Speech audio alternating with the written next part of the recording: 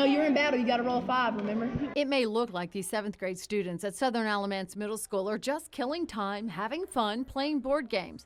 But actually, this is their end-of-year test. It's not a sit down and take a paper pencil test. They can show me what they've learned. They do get to work together, but you still can see how much each one of them has learned. 7th grade social studies teacher Jessica Taylor's been doing this type of assessment for a few years now, and she says it's become a student favorite. We spent a lot of time studying about the different world wars. We go from World War I, World War II, the Cold War. There's so much that we cover. So this is what they do to show everything that they've learned. The students' assignment is to create their own board games with at least 25 questions from information they've learned in class on our nation's wars. Mrs. Taylor gives them the parameters, then lets them decide the groups they'll be working in, also a part of their social studies learning. It was kind of interesting to see how they picked their groups, because some kids that I wouldn't have put together just based off of how they are outside of the classroom, I wouldn't have pictured them as picking each other, but we had in-depth lessons, more in some classes than others, on this is how you pick somebody to work with that is going to ensure your success.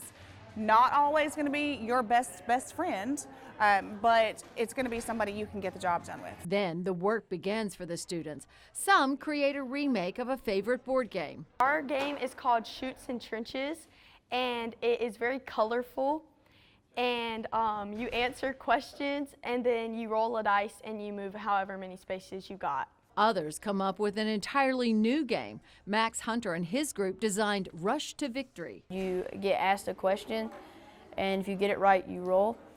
And if you land on these certain spots, you have to roll a 5 or more to move out of them, and whoever gets there first wins.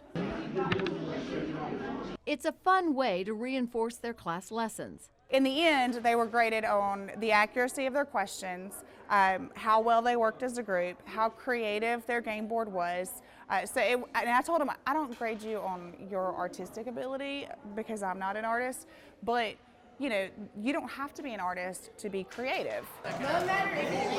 She says each year, she's surprised at how well the games turn out. It's nice to know that they learn the curriculum, but even more than that, it's nice to know that they have skills now that are going to carry them into 8th grade and into high school, things that they can use in everyday life. You know, because at the end of the day, and I tell them, you're not going to be quizzed daily on when World War II started, but you are going to have to know how to work with other people and how to get along with other people and how to be creative with other people. Well, I learned about World War I and World War II, and I learned like in depth about them. It helped me study my vocabulary more for my tests, and it let me know some more facts about World War I and II. But most of all, It was very fun. Cindy Farmer, Fox 8 News.